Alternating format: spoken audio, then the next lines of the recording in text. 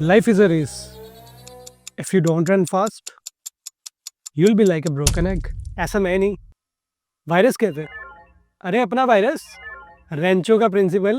Remember, life is a race. अगर तेज नहीं भागोगे तो कोई तुम्हें कुचल के आगे निकल जाए. Compete or die. I disagree.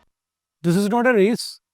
This is an individual journey. आप दुनिया भर के कोई से भी 10 सक्सेसफुल लोग निकाल लें, बाय गॉड किसी एक की भी जर्नी दूसरे के साथ नहीं मिलेगी। वो कहते हैं there are 8.26 billion people in the world approximately, और किसी एक का भी दिमाग दूसरे के साथ नहीं मिलता। तो फिर क्यों करते हो compare? Why you compare yourself with others? सबका अपना अपना होता है. एग्जैक्टली, सबका नॉर्मल डिफरेंट होता है।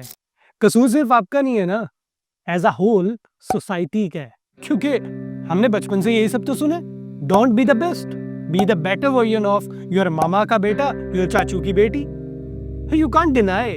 पता नहीं सब रिलेट करते हैं कि नहीं, लेकिन मैं तो बचपन से यही सब सुनते हुए बड़ा हुआ। उसकी बेटी डॉक्टर बन गई, तुम क्या कर रही हो? आधे ਵੱਡੇ ਭਰਾ ਨੂੰ ਵੇਖ ਕਿੰਨਾ ਮਿਹਨਤੀ ਹੈ, ਤੇ ਤੇਰੇ ਅੰਦਰ ਡਿਸਪਲਿਨ ਨਾ ਦੀ ਕੋਈ ਸ਼ੈ ਹੀ ਕੋਈ ਨਹੀਂ। ਸ਼ਫੀਕ ਸਾਹਿਬ ਦੇ ਮੁੰਡੇ ਨੇ ਬੋਰਡ ਟੌਪ ਕੀਤਾ ਤੇ ਤੇਰਾ ਕੋਈ ਇੰਟਰਸਟ ਹੀ ਨਹੀਂ ਹੈ ਪੜ੍ਹਾਈ ਦੇ ਵਿੱਚ। ਸ਼ਮੈਲਾ ਦੇ ਵੇਖ ਕਿੰਨੇ ਰਿਸ਼ਤੇ ਆ ਰਹੇ ਤੇ ਤੂੰ ਅਜੇ ਤੱਕ ਘਰੇ ਹੀ ਬੈਠੀ।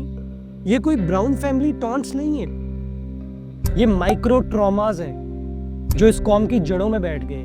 क्योंकि ये विरासत में मिला है ना। जमीन तो दादा इंडिया छोड़ आए थे, लेकिन कल्चर के सारे गुड्स और बैड्स उठा के इधर ले आए। बट वी नेवर नो कि हम अननोइंगली बच्चों की पर्सनैलिटीज को किस हद तक डैमेज कर रहे हैं, जिसकी वजह से आज आपके और मेरे जैसे बेशुमार नौजवान बेतहाशा कॉम्प्लेक्सेस के शिकार। सैलरी से पूरी नहीं पड़ रही तो हम सबको अपने ऑनलाइन स्टोर्स बनाने, कंटेंट क्रिएशन करनी, डॉलर कमाने। इकोनॉमिक क्राइसिस पे फिर किसी दिन बात करेंगे। आज हम बात करेंगे कि डॉलर एक्चुअली में क्यों चाहिए, क्योंकि इक्वेशन बड़ी मजेदार है ना। Happiness is directly proportional to the streak of take away. चलो जरा इसका एक सिंपल ब्रेक डाउन कर लेते हैं। हमें ये सारा पैसा सिर्फ अपनी जरूरियात पूरी करने के लिए नहीं चाहिए होता, बल्कि उससे बेहतर लाइफस्टाइल अचीव करने के लिए चाहिए होता है। अब सवाल उठता है, ये उस कौन है? ये आपका वही इमेजिनरी कंपेटिटिव सर्कल है जो यहाँ पर गढ़ दिया गया बचपन से, जिसमें आपके रिश्तेदार शामिल हैं, जिसमें आपके दोस्त अहबाब शामिल हैं, जिसमें हर वो शख्स शामिल है जो आपके इर्द गिर्द रहता है और जिससे बेहतर आपको दिखना है या आपको बनना है। For example, a friend of yours wearing tuxedo on his walima, तो आप पे लाजिम नहीं है कि आप भी वही पहने if it doesn't suits you। भाई मैं शलवार कमीज और कोट में ज्यादा कंफर्टेबल फील करता हूँ, I'll go with that one। किसी ਦਾ ਮੂੰਹ ਲਾਲ ਹੋਏ ਨਾ ਤਾਂ ਆਦੇ ਮੂੰਹ ਤੇ ਚਪੇੜਾ ਮਾਰ ਕੇ ਲਾਲ नहीं कर लेदा, दंद बाहर आ जाते हैं। स्टेटस इक्वालिटी भी तो चाहिए ना, सोसाइटी में सस्टेन भी तो करना है। अब बात करते हैं सो कॉल्ड कंपटीशन वॉर के नुकसानात क्या हुए। कॉन्फिडेंस का बेड़ा गर्क हो गया। डर है ना कहीं फिर से कंपेयर ना हो जाऊं, चाहे ऑफिस हो, बिजनेस हो या फैमिली गैदरिंग। क्योंकि मैं सेकंड स्टैंडर्ड में फेल हो गई। Yes, I failed the second standard. बाप रे, shame shame, dumb Kaira failed the second standard. Self worth नाम की चीज ही नहीं है। शो ऑफ की रेस में दौड़ी जा रहे हैं, ना इधर का पता है ना उधर का। सॉरी टू से, लेकिन पेरेंटिंग बहुत बड़ा सब्जेक्ट है। हमारे यहाँ पेरेंट्स को लगता है कि बच्चों के बीच में कंपटीशन की इतनी बड़ी लकीर खींचेंगे उनको, तो हम उनको मोटिवेट करेंगे, हम उनको पुश करेंगे टुवर्ड्स ग्रोथ। लेकिन नहीं सर, विद ड्यू रिस्पेक्ट, इस तरह से बच्चा सिर्फ और सिर्फ अपनी आइडेंटिटी लूज करता है। इस तरह से बच्चा सिर्फ और सिर्फ इंफीरियरिटी कॉम्प्लेक्स का शिकार होता है। That's it. बाहर तो क्या, घर में बहन भाइयों को कंपटीशन सेट कर दिया, लड़कियों को स्मार्टेस्ट बहू के कंपटीशन में लगा दिया, तू तैयारी कर अगले घर जान दी। लड़कों को मर्द बन कल्चर पे लगा दिया। चल क्या रहा है overall? So what I believe, tell your kids you are the best the way you are. कितने नंबर है? फेल हो गया, कोई मसला नहीं, अगली बारी टॉप करांगे। ਹੁਣ ਤੇ 2 सालों का एक्सपीरियंस है। So what I want to say is, जब एक चीज़ रेपिटेटिवली होती है ना तो वो एक पैटर्न बन जाती है और वो नस्ल दर नस्ल चलती है और कुछ अरसे बाद वो ट्रेडिशन बन जाता है। सो आई वांट टू से कि आज जो भी मेरे वैल्यूज़ और नॉर्म्स हैं वो मुझे मिले अपने फोर फादर्स से।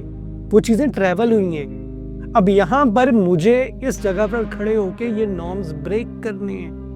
मुझे बताना है कि there should be no competition in my further generations. मेरी अगली नस्ल में कोई कंपटीशन की बात नहीं करेगा।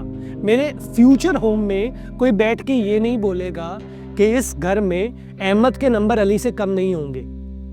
व्हाई? मुझे अपनी पूरी नस्ल को तबाह नहीं करना, मुझे उनके ज़हनों में ये इमेजिनरी कंपटीशन वर्ड नहीं तैयार करना, मुझे अपने घर के हर बच्चे को इस बात का यकीन दिलाना है कि ही और she is the best the way they are. What I want you to say, अगर आपके घर में आपके बच्चे से ग्लास टूट जाए तो पता है कैसे रिएक्ट कर रहे हैं? ग्लास टूट गया, कोई गल नहीं, नवा आ जाएगा, एक और तोड़। ट्रस्ट मी, आपके बच्चे का कॉन्फिडेंस ही बूस्ट हो जाएगा। वो फिर अपने प्रॉब्लम्स गली के बड़े लड़के या अपने दोस्तों से नहीं डिस्कस करेगा, आपसे डिस्कस करेगा, क्योंकि उसको पता है ही और she had a firm belief कि मेरे पेरेंट्स हमेशा मुझे सुनेंगे, मेरे पेरेंट्स मुझे कभी किसी से कंपेयर नहीं करेंगे, मेरे पेरेंट्स मेरे बेस्ट फ्रेंड्स हैं। एंड ट्रस्ट मी, जब पेरेंट्स और बच्चों का बॉन्ड स्ट्रांग हो जाता है ना, तो मुआशरे से आधे से ज़्यादा नासूर वैसे ही ख़त्म हो जाती है। जैसे ओल्ड एज होम, हमें ऐसा लगता है कि कंपैरिजन से इम्प्रूवमेंट आती है। नहीं सर, कंपैरिजन से सिर्फ और सिर्फ एंजाइटी आती है। इम्प्रूवमेंट इंडिविजुअलिटी से आती है। हर बच्चा अलग होता है, हर बच्चे का स्किल यूनिक होता है। कोई अच्छा आर्टिस्ट होता है, कोई अच्छा सिंगर होता है, तो कोई अच्छा फोटोग्राफर होता है, कोई अच्छा मैनेजर होता है। सबका दुनिया को देखने का नजरिया मुख्तलिफ होता है। अगर लता मंगेशकर के फादर ने उसको बोला होता कि तू फास्ट बॉलर बन जा, या सचिन तेंदुलकर के फादर ने उसको बोला होता कि तू सिंगर बन जा, तो सोच आज वो कहाँ होते। हम लोग उस बच्चे को बहुत अप्रिशिएट करते हैं जिसका मैथ्स बहुत अच्छा है, लेकिन कभी उस बच्चे को अप्रिशिएट ही नहीं किया जो गाता बहुत अच्छा है। To all the parents and teacher I would say, comparison is not a motivation, it is actually a parasite. So don't punish them, they deserve more attention, they deserve more care. अब problem raise कहाँ से होती है? जब बच्चा पैदा होता है उसी दिन डिसीजन ले लिया जाता है मेरा बेटा इंजीनियर बनेगा। इज्जत सिर्फ डॉक्टर या इंजीनियर की नहीं होती, इज्जत हर उस शख्स की होती है जो मेहनत करता है, हक हलाल कमाता है। हम तो बच्चे के टॉयज भी खुद सिलेक्ट करते हैं, रादर कि उसको टॉय शॉप में ले जाएं और देखें भाई उसके क्या इंटरेस्ट है। आपने तो खुद ही डिसाइड कर लिया कि लड़का हुआ था ब्लू, लड़की हुई तो पिंक। पैदा होते ही कंपटीशन की लाइन तो पिंक और ब्लू नहीं खींचती। इवन आई बिलीव कि एक सर्टेन एज तक तो बच्चे को बताओ भी ना कि उसको बनना क्या है।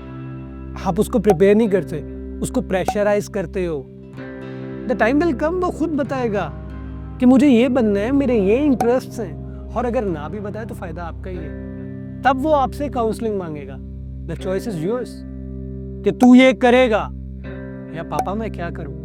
हम लोग एनिमल जैसी फिल्में देख के बड़े शौक से क्रिटिक करते हैं ना कि बड़ा मिसोजिनिस्टिक माइंडसेट है, टॉक्सिक मस्कुलिनिटी को प्रमोट किया जा रहा है। लेकिन मुझे ऐसा लगता है एज अ नेशन हमारा इंटरेस्ट भी यही सब देखने में है, वरना नोबडी नोटिस्ड कि भाई what is the core reason Ranvijay ये एनिमल बना। क्या रीजन थी? What made him animal? The only core reason was negligence, bad parenting, competition. वो कंपटीशन जो उसके घर में ही उसके लिए सेट कर दिया है। Films as ultimate lessons, but as a viewer this is your responsibility कि आप कोर को अंडरस्टैंड करें। Three Idiots is one of my favourites film. क्या हुआ जॉय लोबो के साथ? The most painful moment of the film, उस पे डेडलाइन का प्रेशर था, कंपैरिजन का बर्डन था, और क्या किया उसने? इन द एंड उसने सुसाइड कर ली। तारे ज़मीं पे क्या हुआ ईशान के साथ? वो डिसलेक्सिया का पेशेंट था, उसको स्पेशल ट्रीटमेंट चाहिए था, लेकिन क्या हुआ? पेरेंट्स डायग्नोज ही नहीं कर पाए कि हमारा बच्चा फील क्या कर रहा है। कंपटीशन का प्रेशर थोप दिया बच्चे पे, उसको उसके भाई के साथ दिन रात कंपेयर करना शुरू कर दिया, और रिजल्ट्स क्या निकले? उसने खुश रहना छोड़ दिया, उसने खुद को आइसोलेट कर लिया, उसने पार्टिसिपेट करना छोड़ दिया। और यही होता है रियल लाइफ में, जब आप इस तरह से बच्चों को इग्नोर करते हो और इस तरह से एक कंपटीशन वॉर के अंदर उन्हें खड़ा कर देते। फर्दरमोर, अगर आपको लगता है कि ये सब सिर्फ फिल्म्स में होता है तो ऐसा बिल्कुल भी नहीं है। Films are the inspiration of the real life. वो रियल लाइफ इंसिडेंट्स इंस्पायर होकर बनाई जाती हैं और कोई कॉन्वर्सेशन स्टार्ट करने के लिए बनाई जाती हैं ताकि बताया जा सके कि सोसाइटी में ये सब हो रहा है and these are the causes, और ये कॉन्सिक्वेंसेज होंगे। ज़्यादा दूर नहीं, अभी कुछ ही दिन पहले यूनिवर्सिटी ऑफ लाहौर में जो सुसाइड केसेस हुए हैं, I can say they are the closely relatable to Joy Lobo story in Three Idiots. So we need to take it serious. We need to groom our children respectively कि हम किस तरह से अपने childrens को, अपनी पूरी अगली generations को लेके चलेंगे। We need to be very conscious about that. और हमें इस competition के, इस comparison के नासूर को इस society से ख़त्म करना। I want to conclude with children don't break, because they are weak. They break because they are compared.